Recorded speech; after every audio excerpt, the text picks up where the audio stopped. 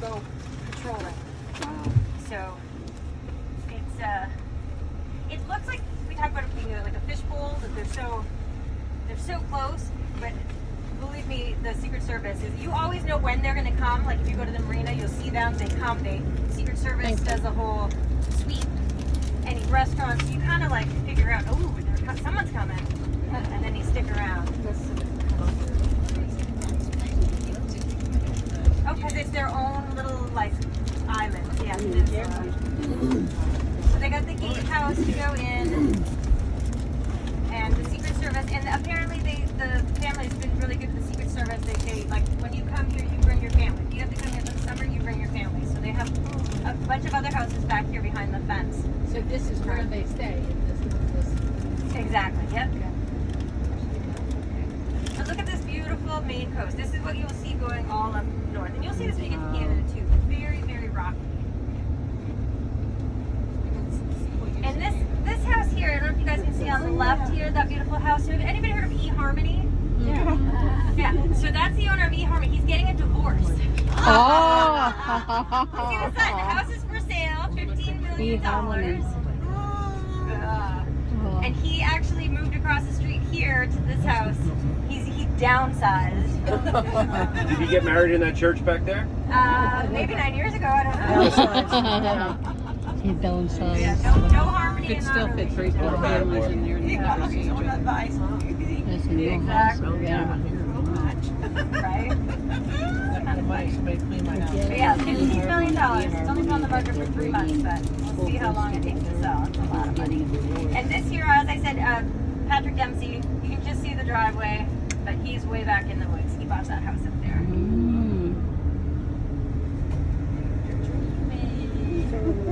So, I guess there was some confusion. Some people thought we were stopping for sweets, and I apologize, but that is not the case. What I've left you on your seats is your sweet pack, and I'm going to tell you what is in there. And somebody mentioned Moxie. Did anybody try the Moxie?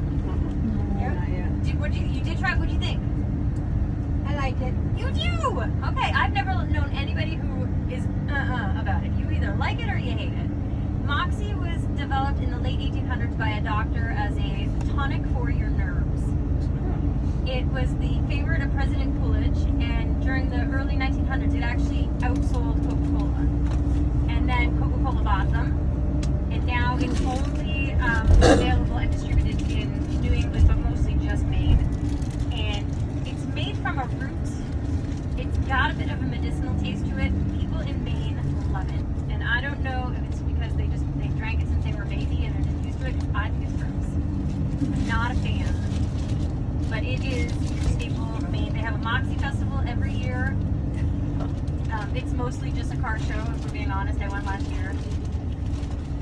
People love their Moxie. Now the other thing is a whoopie pie. And since we don't have any Pennsylvanians in the vehicle, they can't argue with me because Pennsylvania thinks that they invented the whoopie pie and it's their Maine treat. But it's a Maine thing. Whoopie pie.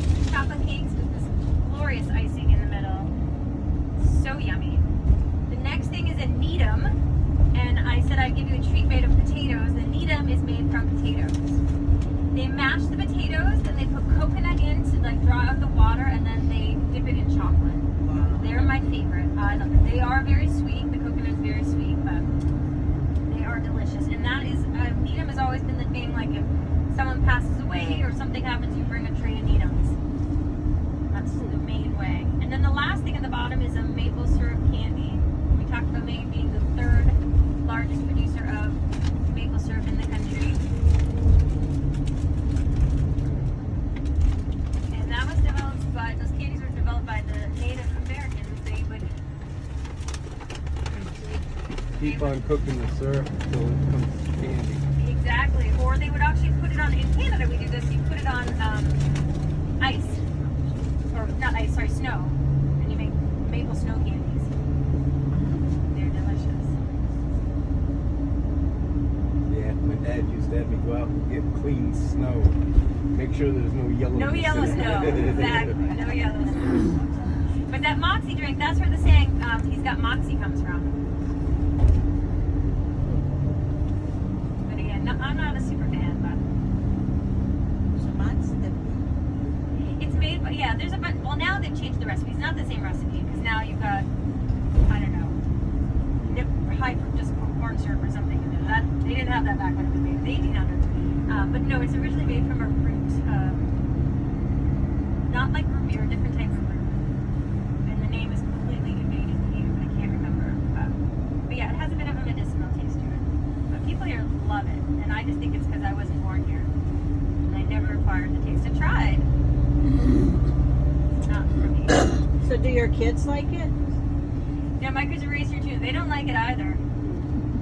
But they weren't born here, so maybe that's it. They weren't born here. They came as babies, but they weren't born here. They're from away. We're all from away. Exactly. They're good. There's a quiz at the end. You remember that. I like it. Yeah. You a foreigner. We are a foreigner. We're from away. I find it so offensive, but my children were raised here. They've gone to school since they were little here, but they will always be from away. Not true manners. And they have the sugar shacks here, like They have an accent? no sugar shacks. Sugar shacks, you know. Oh, Sugar Shack. We do have Sugar Shacks, yeah. Did they call them like that here in Maine? Like in Canada? A Sugar Shack? Yeah. Oh. It's funny. I always say that when I moved to Maine, I don't know. So America runs on Dunkin', they say. Canada runs on Tim Hortons. Yeah. And when we moved here, there were 3 Tim Hortons that you could drive to. Yeah. They're gone now, but we always said this is like little Canada.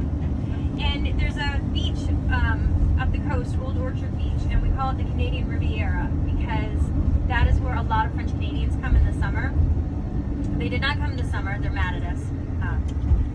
So they did not come this summer. But usually you'll be walking along Old Orchard Beach and all you hear is French. It's Hey. French Riviera or Canadian Riviera. They ain't mad at us. They're mad at Trump. That is very true, but they're proud people. My whole family still lives there. I went to go visit, and I'm worried about more.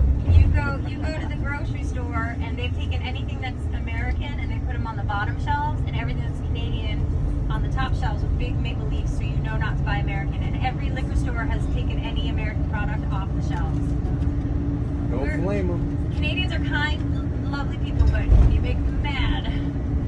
Don't piss me off. That's exactly it. Exactly. Yeah, they're not happy.